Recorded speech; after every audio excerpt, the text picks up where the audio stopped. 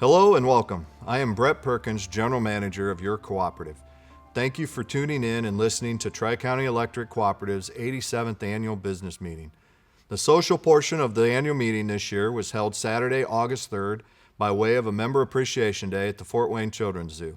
Over 500 members and guests joined us that day. Thank you for those who attended, and we hope to do it all again next year. Thank you. Now let me introduce your current Board of Trustees. President, Marvin Green. Vice President, Brad Hallpright. Secretary Treasurer, David Clapp. Assistant Secretary Treasurer, Ken Magg. Trustee, Ted Gildy. Trustee, James Weber. And Trustee, Lynn Meyer. I would also like to introduce your Tri-County employees, Jake Warnemont, Chris Oakley, Brian Bick, C.J. Smits, Oliver Fessler, Andrea Gherkin, Tessa Brinkman, Abram Schinninger, and this year's newest employees, apprentice lineman Blaine Hunter and Daniel Feather. You may believe I have forgotten about Sue Bockelman. I've saved her for last because she has completed an amazing accomplishment of 50 years of service to Tri-County's members, employees, and board this year. Thank you, Sue. On behalf of the board and the employees, we would like to thank you, the members, for your support over the past year. I will now turn the meeting over to Tri-County's board president, Mr. Marvin Green. Hello, I'm Marvin Green, President of your Cooperative's Board of Trustees. At this time, I will call the 87th Annual Meeting of Tri-County Rural Electric Cooperative Incorporated to order. Will you please join me in the invocation followed by the Pledge of Allegiance? Shall we pray? Dear Lord, thank you for blessing us over the last year and guiding us in our decision making. We also ask for continued blessings. We ask that you protect our employees and keep them safe. Amen. And now the Pledge of Allegiance. I pledge allegiance to the flag of the United States of America and to the republic for which it stands, one nation, under God, indivisible, with liberty and justice for all. As board president, I will now certify the mailing of the notice of this year's annual meeting. Article 3, Section 3 of the Cooperative's Code of Regulations requires that each member receive written notice of the annual meeting. That notice was made in the mailing of the September 2024 issue of Ohio Cooperative Living magazine. We have a notarized certificate of mailing from the publishers of Ohio Cooperative Living magazine stating that they placed 3,770 copies of the September 2024 issue of the magazine in the United States mail on August 26, 2024. This document will be made part of the official records of this meeting. Thank you. Minutes of the September 20th, 2023 annual meeting were presented and without objection will stand approved. Thank you. Now going into the President's speech, welcome and thank you for viewing your 2024 Tri-County Rural Electric Cooperative annual meeting. This year marks our 87th meeting. I hope you had the opportunity to read our management report that was included with the annual meeting information in Ohio Cooperative Living magazine. In the past year, we have invested $470,000 in our utility plant. Utility plant includes upgrading equipment, building new lines, and rebuilding sections of older lines. We also invested nearly $740,000 in maintenance on our 624 miles of distribution lines to maintain our system. Maintenance and tree trimming programs are vital for Tri-County to provide you with reliable electric service. Every month, the Board of Trustees review the monthly financial statements. It is the board's responsibility to ensure that Tri-County remains financially sound, especially during the present times. The cost of power continues to be our largest expense. More than 56 cents of every dollar you pay in your electric bill goes towards the cost of power. Keep in mind, Tri-County is a nonprofit utility and operates at cost By living within Tricounty service area and receiving service from Tricounty, you are members and owners of Tricounty Rural Electric. Each year, any profit or margin that is left after all expenses are paid is allocated back to each member based on the member's total usage for the year. These funds are retained by the cooperative for a period of time and used to maintain the distribution system. This is referred to as allocating margins or capital credits. Retiring capital credits is when the cooperative pays the margins back to the members. When and how much is retired depends on the financial condition of the cooperative. I am pleased to announce that after reviewing the financial condition and the goals of your cooperative, the Board of Trustees has approved a general retirement of capital credits to its current and former members who received electric service from Tricounty. This retirement will take place in December and will total over $600,000. In addition, we retired over $197,000 to the estates of deceased members this past year. Including the $564,000 general retirement last December, a grand total of over $761,000 was given back to our members this year. Since 1950, Tricounty has returned over $22.8 million to our member owners. Maintaining our electric distribution system and operating our cooperative as a financially sound and secure business would not be possible without dedicated employees. I want to take this opportunity to thank our employees for their hard work and service to the cooperative this past year.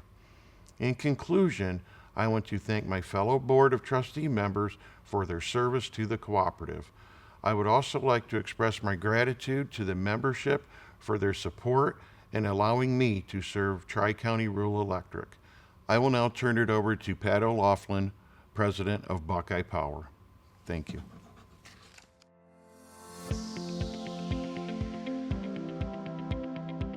Hi, I'm Pat O'Laughlin, President and CEO of both Ohio's Electric Cooperatives, the statewide trade association representing electric cooperatives, and Buckeye Power, the provider of electric generation and transmission services to all electric cooperatives operating in Ohio. In total, the 25 electric cooperatives we serve provide electricity to the homes and businesses of 1 million people across Ohio. We are grateful for the opportunity to provide service to your electric cooperative and appreciate the opportunity to participate in today's meeting. Today is an opportunity for you to hear firsthand from the leaders of your cooperative and get a better understanding of the issues we face today and those issues we see on the horizon that impact our ability to provide you the safe, reliable, and affordable electric service that you depend on. There are two big challenges Ohio's electric cooperatives face today. First, the impact of inflation on nearly every aspect of our business and ultimately its impact on your electric bill. Second, an aggressive federal regulatory agenda that is affecting both the reliability of the national electric power system and the cost of producing and distributing electricity across the grid from our power plants to your electric cooperative. We've all seen the effects of dramatic inflation over the past couple of years on nearly everything we buy. That's true for your electric cooperative as well. The cost of materials to build and maintain local electric systems, the cost of vehicles and equipment, higher wages for our workforce are all contributing to increases in your electric bill.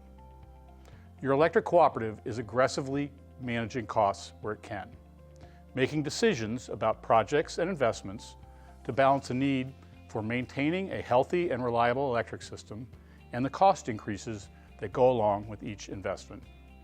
Your board and management are carefully considering how to best meet both your immediate needs and the longer-term needs for a healthy electric infrastructure. Our second challenge is more concerning. It's the aggressive federal regulatory agenda that we are facing, primarily driven by the US EPA and its unrealistic goal to decarbonize our economy by 2035. This is affecting the ability of all utilities to produce an adequate and reliable supply of electric generation, to meet the ever-growing demand for electricity and causing significant increases in costs. The U.S. EPA has proposed several measures over the past couple of years that are both driving up the cost of producing electricity and causing several power plant operators to shut down fossil-fueled electric generation in order to avoid costly investments that provide little, if any, environmental benefits. The premature closing of power plants without a reliable way to replace that lost power generation has weakened the electric power system and increased our risk of widespread power outages during extreme weather events. We aren't alone in our concerns with this ill-conceived regulatory agenda. The North American Electric Reliability Corporation, the entity entrusted by both the U.S. and Canadian governments to monitor and assess the reliability of our nation's power system reliability, has the same concerns. So do most regional grid operators in the U.S.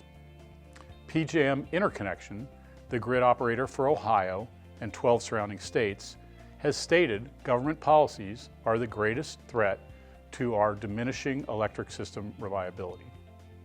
We've already seen the costly and dangerous impacts of these policies in Texas, in California, and just last Christmas Eve in several nearby states. In the last year, I've joined other industry experts on Capitol Hill to express our concerns with the negative impacts the EPA's proposed rules would have on our nation's electric system, and on the people like you that depend on us for affordable, reliable supply of electricity. While we are making some progress with elected officials, we are still faced with a gauntlet of misguided regulations. It is essential that our elected representatives in Washington get our priorities straight. First, reliable, second, affordable, and third, as clean as possible, and we need to keep it in that order.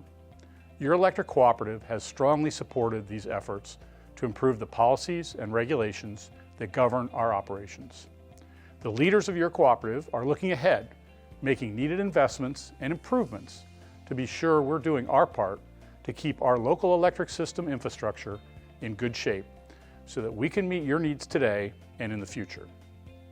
We remain committed to you, our members, and to our local communities. We hope you will continue to support our efforts to balance the demands we face and to help keep our priorities in order. Each cooperative is made up of a team of individuals that work together for your common good. And one thing has remained constant over the years for Ohio's electric cooperatives. When we face challenges, we are always more successful when we work together as a team toward our common goals. Thank you for your support and your participation in your electric cooperative. Thank you, Pat. Greg Steyer, Tri-County's auditor, will now give his report. Thanks, Mr. Green. I'm pleased to review your cooperative's financial information that was provided to you. I met with the Tri-County Board on July 31st to review the results of the May 31st year end. My report states in the opinion paragraph that your financial statements present fairly the financial position of Tri-County Rural Electric in accordance with generally accepted accounting principles. The statement of revenue and expense shows a 7.3% increase in revenues to $11.2 million on 70.8 million kilowatt hours sold.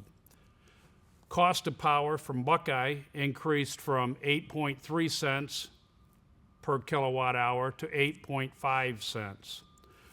All other operating expenses increased a total of $52,500 or 1.4%. Line maintenance is one of the larger expenses, and that actually decreased as we incurred less expense for tree trimming. The combined expense amounts for depreciation, taxes, and interest increase slightly as we add to our plant costs each year. Patronage capital received increased $142,000 and reflects primarily capital credits from Buckeye Power. Consequently, net margin increased to $1,391,000. Approximately $737,000 of patronage distributions were paid out to estates and members. Our balance sheet shows a small reduction of net plant costs to $15.6 million. This includes all of the poles, wire, and other infrastructure. No new trucks were added this past year, but the company will begin incurring significant costs this current year for a new substation as part of their plan to provide a continued reliable power source for members. We were able to reduce our long-term debt to CFS and Hamler Bank by $168,000, although we did need to increase our line of credit balance by $200,000. Our equity balance of $17.3 million is 75.5% of assets, a slight increase from last year, and indicating a very strong balance sheet. Again, thank you for the opportunity to perform your annual audit and to review the results with you today. Thank you, Greg, for your auditor's report. This past year and for the foreseeable future, two challenges are at the forefront of Tricounty fulfilling its mission of providing safe, reliable, and affordable power to our members. I and other cooperative leaders in Ohio have engaged our elected leaders at the Ohio State House and in Washington, D.C. to discuss our concerns over power reliability and the impact it will have on our communities. We know you rely on the power we provide 24/7, 365 days a year. Our lives and livelihood depend on it. However, the reliability of power is at risk. Buckeye Power, our generation and transmission provider, generates enough power for all 400,000 members of Ohio's electric cooperatives, but we depend on the larger grid to balance supply and demand for electricity. Your cooperative works hard every day to ensure this local delivery system is reliable through planned maintenance programs and responsive service to local power outages. It's important you understand why reliability is at risk. Demand for electricity is higher than ever, especially during extreme cold and hot weather. Large data centers and AI, or artificial intelligence, systems are coming online at a record pace and consuming any excess capacity there was. The supply of reliable electricity is down due to retirement of coal and nuclear baseload plants. In 2009, Ohio had 21 coal plants, and by the end of 2023, just 4 remained. Intermittent sources such as wind and solar have come online, but have not filled the gap and are not reliable 24/7, 365 days a year. Overreaching and unreasonable environmental regulations that result in unnecessarily high cost and provide only minimal environmental benefits. Poorly designed electricity markets rules that undercompensate baseload power plants that provide the steady, controllable output, while overcompensating less reliable intermittent sources. Unreasonable EPA goals and timeframes to achieve greater carbon emission reductions. Supply chain challenges have resulted in unreasonable lead times for us to obtain equipment and line trucks we use for local service.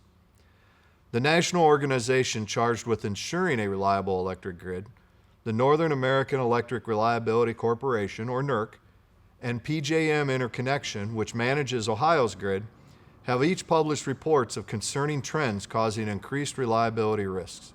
Both reports point out that rolling blackouts like those experienced in Texas, California, and the 9 Midwest states that threatened Ohio in December of 2023 are inevitable without an immediate change in energy policy. These reliability concerns have led PJM to mandate electric utilities in the PJM region to have load shed plans in place. This includes Tricounty. You may ask, what does that mean? It means Tricounty is now required to have a plan in place to reduce our load on the system by turning off members' power if PJM declares an emergency.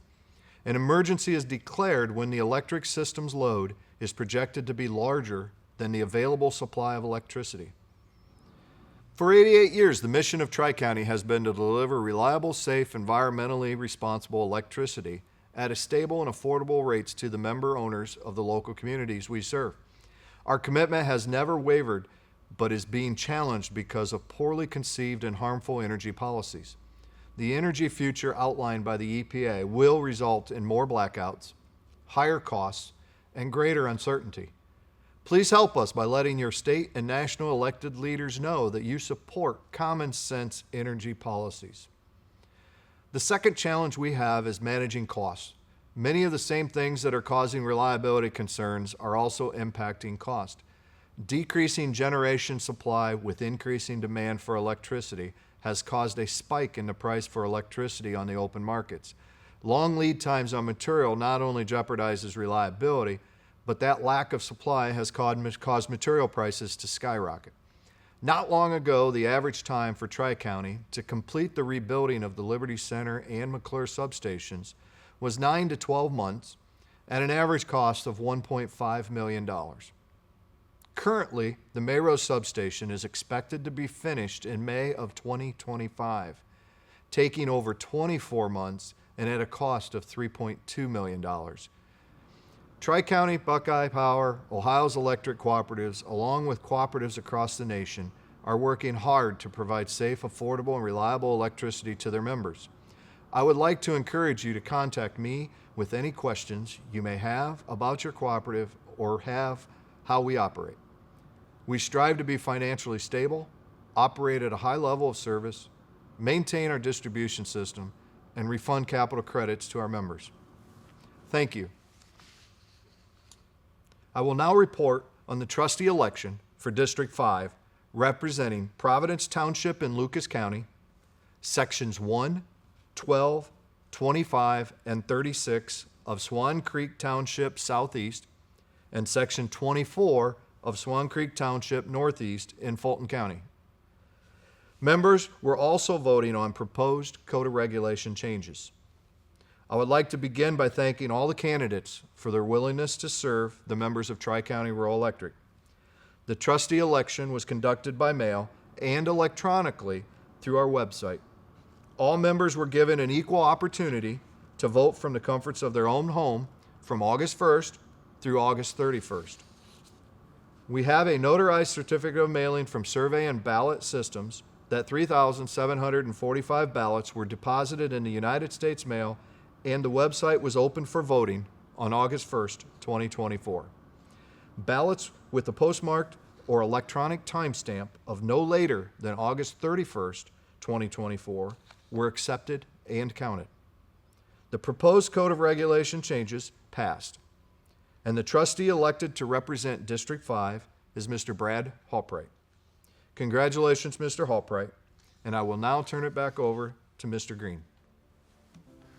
With no further business, I will declare the 87th Tri-County Rural Electric Cooperative Annual Meeting adjourned. Thank you.